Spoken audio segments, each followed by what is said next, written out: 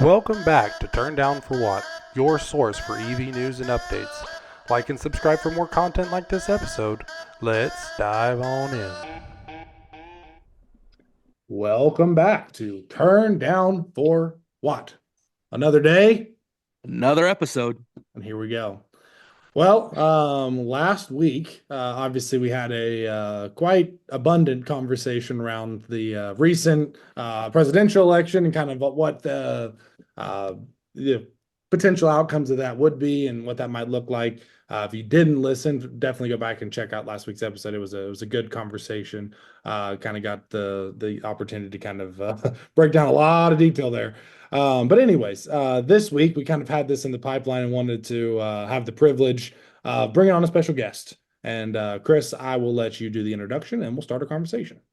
Yeah, this is just a great friend, Amine Zitour, who is the CEO of A2Z, and he's someone that I've been really lucky enough to get to know. And early on, before the Tesla network was even open, I was able to test out the A2Z original adapter that goes from NACS to CCS for my Lightning. And I'm also lucky that being in the Bay Area, we have ChargePoint that's here, and they had one of the early NACS cables that was on a DC fast charger before Tesla even opened theirs. And so I was able to take it and test it and kind of see how it worked. And then, of course, I had it when the network opened, and I've used it down to Long Beach, and I've used it out to Vegas and had a lot of great success with it and some of my highest charging speeds using it. So I know it's great. And then there's a new model that came out, and I've been able to have that one too, which I absolutely love. It's kind of a more simple design, and it's just got the single button on top. I think it's, to me, the best charger adapter there is out there. And then there's just been some news recently, and some new products Amine, I know, has come in. And so I thought this would be a great time to have him jump on the show. I love hearing from him, but I've had those conversations, and you guys haven't had the opportunity to, and our audience hasn't. So he was really gracious enough to come in and spend some time with us today. So Amine, tell us what's new. Tell us the latest and greatest, man. I appreciate you getting on. And thank you for having me, Chris, and everyone. So, as you've heard, there was a recall last week. It was a pending story for the past 6 months. We received a cease and desist letter from Tesla. I'm not going to say every adapter manufacturer, but most of them, the ones that we know. I know that Tesla is inclined to protect their investment. It's their superchargers. They want to have safe adapters out there, or even no adapters, maybe. But we received the cease and desist, and basically it was attached with a 29-page engineering report made by a third-party company. When we received that, I was surprised because we were already working with them since July 2023, and it really came out of nowhere. And we received that letter, and we decided to halt the sales for 2 or 3 days to read that said report, because maybe there was something that we missed. Maybe something was not right within the adapter. After reading the report, we determined that there was nothing to be concerned about, and the claims were basically just assumptions. The report was non-final, as it was written at the end of it. It was mostly, we think this may constitute a risk because we don't have any information about the specifications of this part of the adapter or that part of the adapter. We replied that, and the cease and desist was very clear. It's either you do a recall with an HTSA, or you might be exposed to a lawsuit. So when we received that, we worked on a counter report. We've countered every single claim. We've had an engineering meeting with them as well, with the third-party engineering firm as well. And to our understanding, it seemed like we satisfied their claims, and they asked for further proofs, and the claims kept on going down and down and down. We went from 10 claims to 5 to 3. That's what I understand. We provided over 160 documents regarding the safety of the adapter, whether it's quality control, whether it's testings, even testings made by other OEMs. And one test was very impressive. It was done by a very big OEM. they've submitted two of our adapters to a third-party engineering firm, and the test goes. It's an Excel sheet with 10,000 entries and more at 25 C's ambient temperature, where the surface temperature of the adapter is measured, the amperage, the voltage, the communication pins. A lot of data was there. And even another test at 50 Celsius degrees ambient temperature, which is well above what we can support outside. And they were not satisfied. We could not come to an agreement. There's no hard feelings whatsoever. It is business at the end of the day, but it was quite hard for us to digest. I mean, it's hard when the big elephant in the room knocks aggressively at your door and wants to have a conversation. I mean, you got to open that door. To set that framework, though, I mean, like, that I don't think a lot of people would understand, but I mean, like, you guys had to create a product that obviously would cooperate with Tesla, but also the network. So what was it like in the early stages to have that correspondence for the development of the original charger? I can't very much speak about the specifics because of NDAs in place, but we were the first company to announce the adapter on social media. We were working on it actually from 2022, and we put it aside because there was no use case scenario for it. Then came the announcements from the OEMs joining the NACS, let's call it the alliance, and we decided to bring back the product on the table. We've worked on it on the safety aspect. When we announced it, I was early July 2023. The first week we've had OEMs reached out, and they were like, "We'd like to have samples. We'd like to work with you guys and see what can be improved." Or it wasn't necessarily for supplying them with adapters. It was half of these OEMs wanted to work with us to ensure we have a safe adapters, and the other half were exploring buying adapters from us. So in those early days, I was very clear with the OEMs we were speaking with. We would not release the adapter until we have some kind of clearance from you, or some kind of reassurance that the adapter is safe. There was no standard to rely on whatsoever. We now have a standard J3400 and J3400/1, and we also have a certification. I think it's about to start. So we said multiple times we would not release it. Like, be assured, we would not release the product until we are cleared. We released it, so it gives you an answer on the discussions we had with them.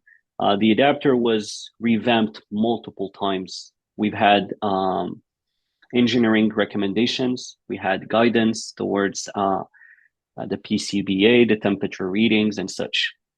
So this is pretty much it. And yeah, that's it. I'll let you ask the questions. From what I think I read somewhere that one of the concerns was that as it approached and kind of surpassed 10,000 uses, that was where, and look, I'm not very sharp at the math, right? That's never been my strong point. But when I kind of noodled that around, I thought, using fingers and toes, 10,000, even if you're, latching and unlatching, so that's twice. If you did that every single day, that would be 14 years. So you could use this adapter every single day for 14 years before approaching the point where they have a potential concern. I just want to make sure that I'm, No worries. So, the lock-in mechanism, guys, was not the greatest lock-in mechanism ever.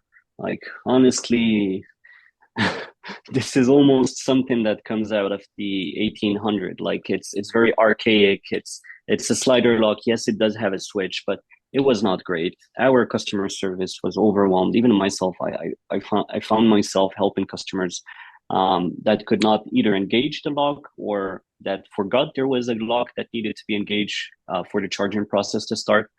So when we designed this adapter, V2 was also under development at the same time before we even released this one.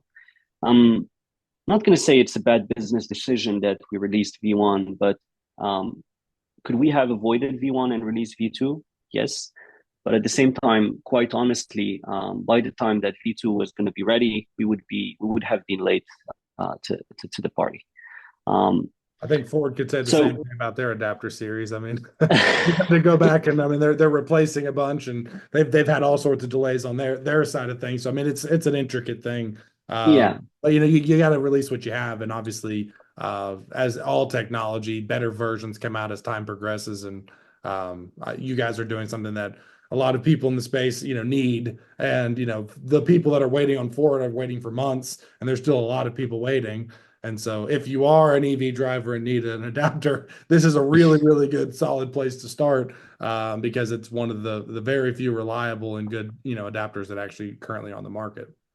Yeah, no, I agree. And regarding your question, Chris, so in our tests, one of the tests consists of 10,000 inserts and withdrawals, and we provided that test to the engineers. And after 10,000 inserts and withdrawals, there is some degradation on the small lock-in pin, that move-in piece on the NACS side. So from the start, you already have a lower retention force, which is 475 Newton, which is below what the standard recommends, 753 Newtons.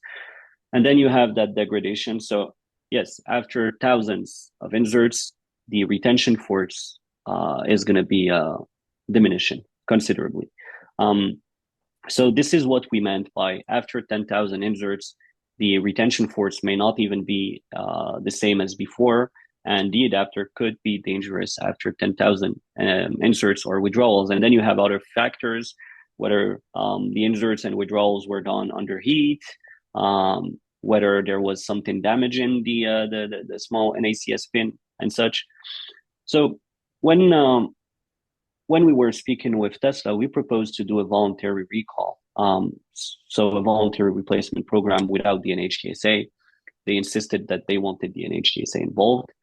And that's why when we made the claims on the NHTSA website, we said the truth. And I've told Tesla, I'm not about to lie to my customers and tell them this is a highly dangerous adapter. You have to stop using it immediately. I'm going to say the truth.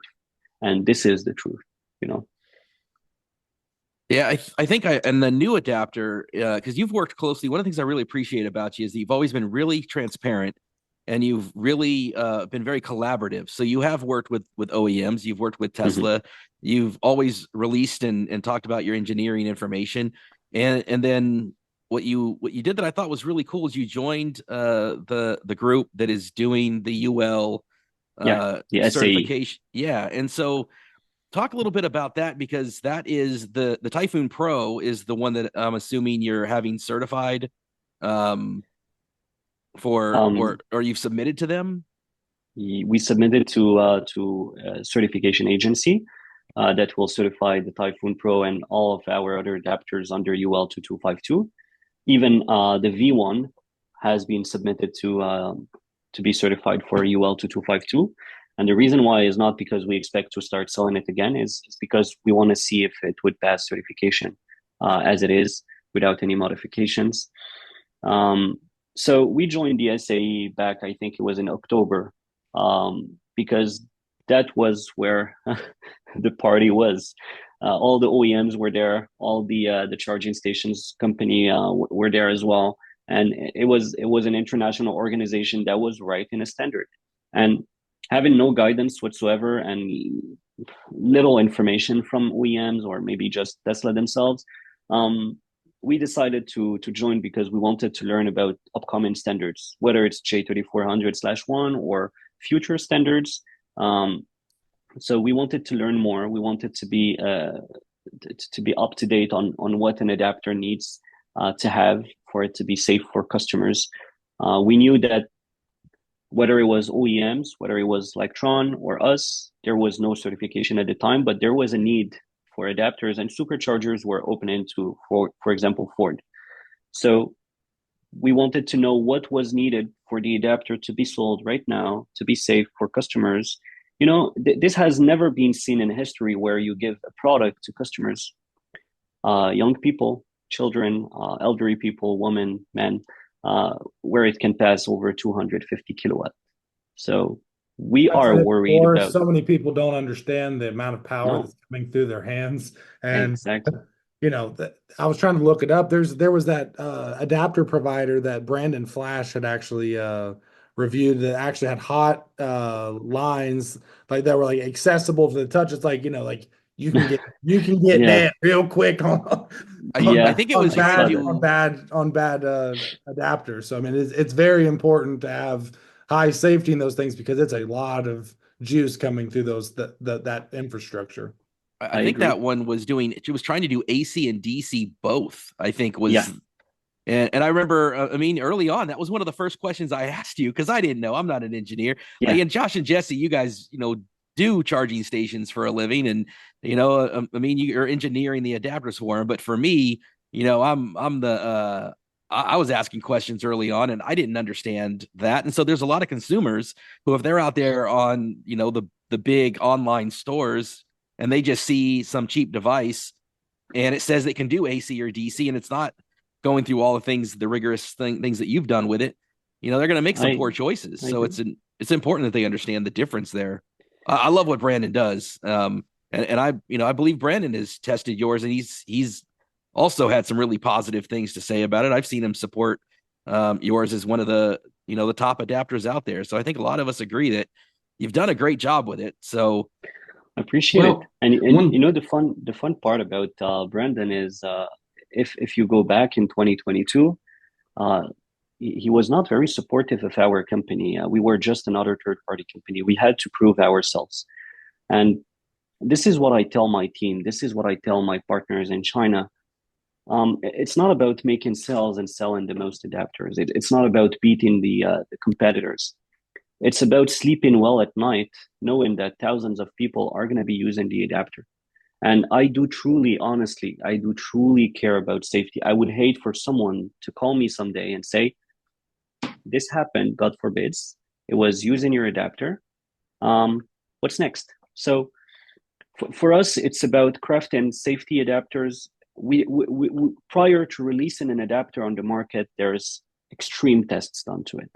For instance, this one with a high pot tester, we shoot 6 kVs on DC plus, 6 kVs on DC minus, and we try to measure if there is any current leakage between the comp pins or the neutral.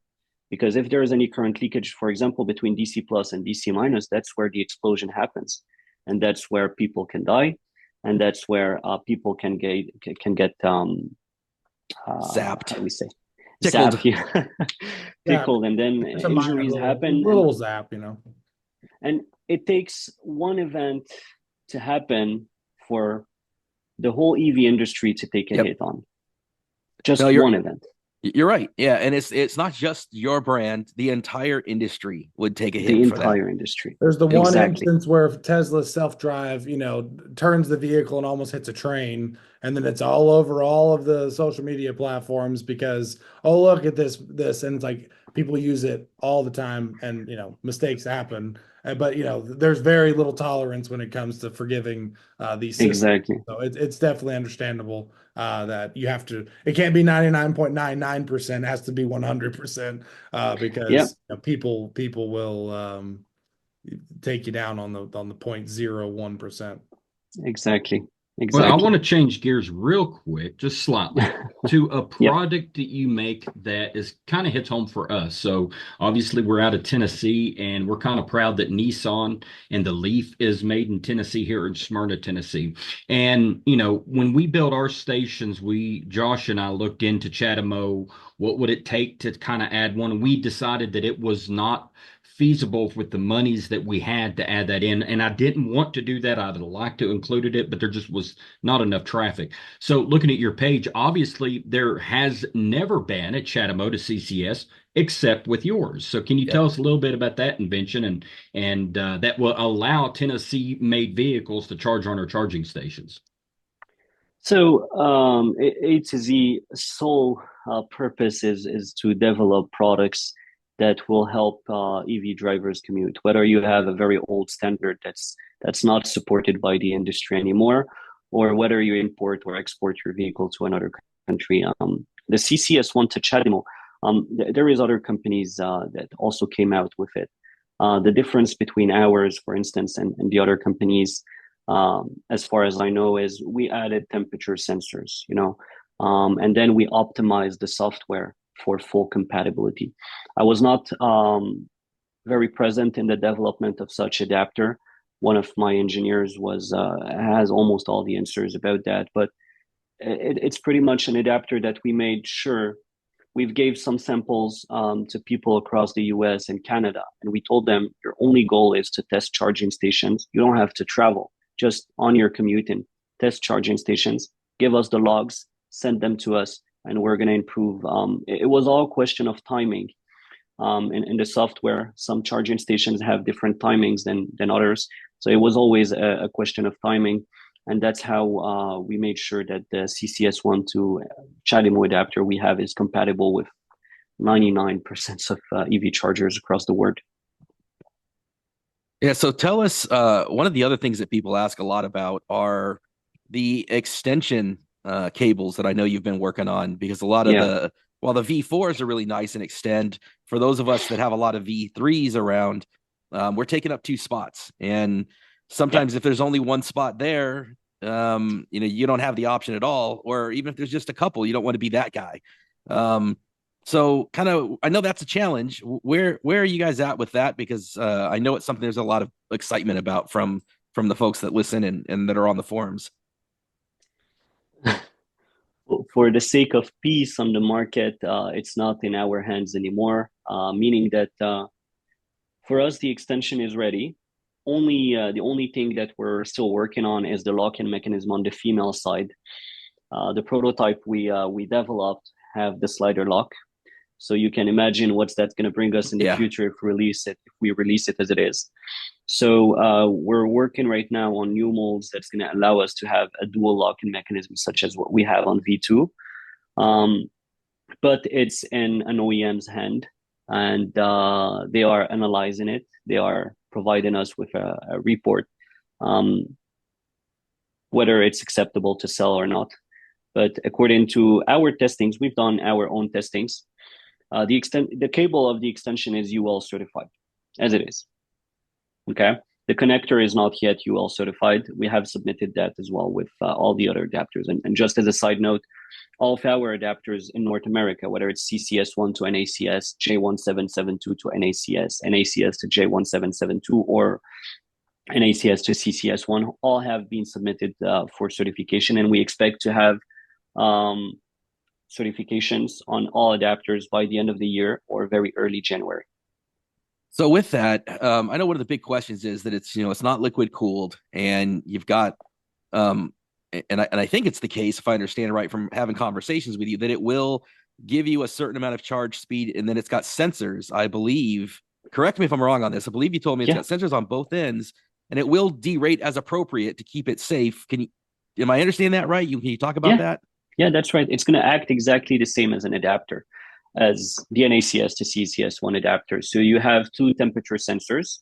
One is for thermal derating, and the other one is for thermal shutdown. Both thermal sensors are connected to resistors, and whenever one of them gets triggered, it sends a signal to the EVSE or to the vehicle to say, "Hey, I need less power. Give me less." Exactly the same as what the adapter is how the adapter works. The only difference is that we have it on both ends. So even more safety. And then, superchargers always monitor DC pin temperatures. And whenever it reaches a certain temperature, it triggers a thermal derating, a derating of the charging process, sorry. So for instance, an example I can give to you, we've tested it on a Rivian R1S and R1T, sorry. And the charging session started very high, 214, 220 kilowatt. And after a few minutes, it dropped to 170, 150, 130, and it stabilized at 70 kilowatt. So this is not a flagship product, meaning that we don't expect people to rely on the extension cord to have full potential. It's only going to help people in very high dense superchargers where there's a lot of users, Or if you're carrying something in the back of your vehicle and you don't have time, or you don't want to have to unpin the trailer or remove the bicycles or something, it's going to help with these case scenarios. Yeah, We've I think evaluated the possibility of having a liquid cooled cable, but it's impossible within an extension. is that just the engineering or the weight of it, or is Engineering. it? Yeah, Engineering. Yeah, it's impossible. Even regarding the weight, the extension as it is with a 1.5 meter, or it's quite heavy. It's going to be a logistical problem, but we're ready to face it. So we could release it as we plan on being ready by the end of the year. Let's say end of December. But like I said, we don't want any further issues with either OEMs or stakeholders in the industry. A lot of people are watching us at the moment. We want to have good relationships with everyone. So if the report comes out that the extension is dangerous, or there's something they don't like about it, and it's not improvable because of the form factor of the extension, it's not going to be released, which I highly doubt, by the way. If there's improvements to be made, we're going to make them, and it's going to be released accordingly. So, we've kind of talked about all these different kind of pushing the envelope things with the extension, with the CHAdeMO adapter. What is next? Because I don't get the sense that you guys are someone that are just sitting around on your existing products. You're constantly innovating in this way. So do you have anything in the pipeline that you can share without breaking any confidentialities or NDAs that you have up and coming that you're working on? So what is next? We have upcoming announcements with very big companies in the US, whether it's distribution of the adapters, or whether it's integration of our adapters on their chargers. This is going to be announced very, very soon. On the aspect of new products, we have the V2L for NACS vehicles. So it's basically the same as a V2L for J1772 vehicles, but it will have an NACS plug. Other than that, there's nothing else we can share. There's nothing else to share. We're working on a charging station as of now. We're working on the OCPP of it, the application as well. It's going to be a one-of-a-kind charger, never seen here in North America, with multiple functions. The only keyword that I can give to you is AI.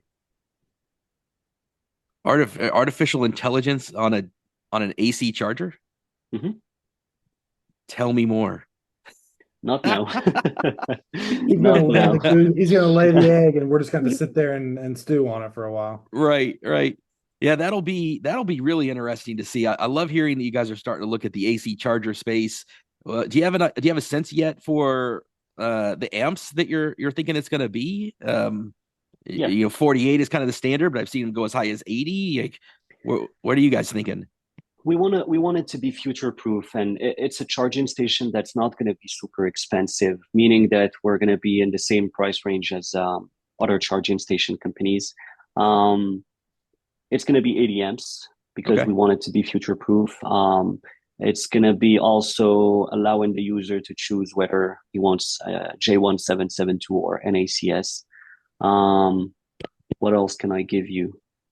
How about outdoor rating? Do you have an idea about outdoor for California? It's not getting too cold out here, but there's other parts of the country that certainly do. I mean, we're in Canada, we're in Quebec, where we have minus 40 Celsius degrees, so it's going to be rated for outdoors. That's for sure. Nice. So I think one of the things I've always been curious about, and you brought this up, that we have your partners in China. And we know that from our last episode that with the political changes, and those things can happen every 4 years and are very dynamic.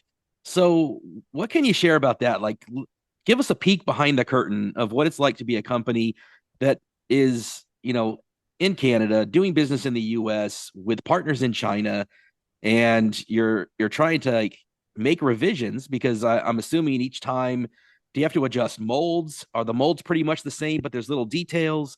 Like, do you travel out to China and see these places? And walk us through. I think a lot of people don't see the logistics of it. And In my 9 to 5, logistics is everything as a worldwide company. And what's that like to try to ship these things, to work with these engineers, to make these little adjustments that you're talking about when OEMs come back and give you feedback?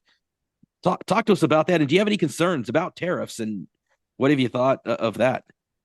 Of course, we have concerns, but at the end of the day, I put myself in America's shoes. You're trying to protect your market. You're trying to protect local companies. So these are understandable, but I think at the same time, my opinion, without being too much political, I hate being in these subjects, but I think that at some point, Xi Jinping and Donald Trump will sit together and they'll find some common grounds. This commercial war cannot go on for too long. It goes against innovation. It goes against the advancement of the world. So I think there needs to be a common ground with fair trades. So whatever China gets, the US can get. And as for Canada, USA, and Mexico, I think it's pretty much easier to do than with China, because China is a competitor to North America. For us as a company, just a little precision, we are mostly an R&D company. Manufacturing, we don't own a factory as it is. We own equipment, yes. We own molds. We own technology. But we mostly are an R&D company, and we provide our partner in China with our reports, with our drawings, with our proposals. And so, for example, this adapter, we don't own the design, right? We don't see the point of owning a design. We prefer, it goes against our mentality, meaning that we want EV drivers to have solutions. If we start owning designs, if we start keeping everything for ourselves, it goes against that. Our sole goal is really to make adapters safe, to release products safely, and if other sellers want them, they are free to buy them as well. In our company, A2Z, I do travel to China, a lot, to ensure that quality control is up to our standards. We have word in these things, and there were instances where we were not satisfied, and we needed to add either more line of productions or more steps into quality control. Like I said, we care about safety, and for me, it's not acceptable that even a small mistake happens. It's not acceptable. So for the future, we are thinking with my very good friend in China who owns the factory, we are thinking about opening an assembly plant here in North America. We are still gauging whether it's going to be Canada, USA, or even Mexico. I think we're leaning more towards Canada and the US. We want to have the possibility to put a stamp made in North America on our products. It gives more value to the product. It reassures people. It creates jobs as well. So this is one of our future goals. Yep. So every time you need to make an adjustment, for example, the latch, you're looking at a downfall for about a week. So a week, no production, you ensure to modify the part with the suppliers. If it's a molding issue, if it's something that needs to be modified within the molding, you're looking at a halt of production for a month and a half. So it's always very, very hard and you need to be careful when you release a product and you're already selling it. If you discover something, you need to address it very fast to ensure not too much units are available on the market that you need to replace. So that's about it. As for containers or ship or plane, it's a mix of both, depending on the demand that we have. Chris, you need to know that there is a lot of adapters out there. If you go in China, I've went to multiple factories. There is a lot of adapters, and some of them are very, very cheap. No temperature sensors, no lock-in mechanism, wires hanging inside of the adapter, touching the bus bar, and they're just waiting for catastrophe to happen. So people need to be careful. You cannot just buy the cheaper one on Amazon. You need to ensure their certification. And I hope there's going to be some rules in the very near future prohibiting the use of non-certified adapters, or even prohibiting them from being on the market at all, like passing the customs and such. Well, I'm excited about the certification and the UL stuff that you submitted, because I think that'll hopefully be one of the ways you really can distinguish the different levels of products. And we'll leave a link in the description so people can check out your webpage and look at all your products, everything from the Nax to CCS to your Chatamo, all the different things that you guys do with I think you also have the CCS to Tesla, right? You have those adapters in there. So we'll definitely leave that down there as a reliable place to find the right adapter, so you're not out there finding questionable things that don't even have sensors at all. As we kind of wrap up, man, any final thoughts to leave the audience with? No, we honestly, the EV community is awesome. Chris being a friend for the past few months, and we feel like everyone is a friend of our company and a friend of us as well. Through the recall, we discovered that people are supportive despite the hard times, because they believe in the mission that we have. They believe in the quality of our products and the responsiveness as well. So I thank everyone that supported us, and we have great things coming up for the future, and we're going to be very excited to share them with you. Well, stay tuned. We'll have you back on the show when we have the next cool release, and we have the AI details. I definitely think we want to hear about those.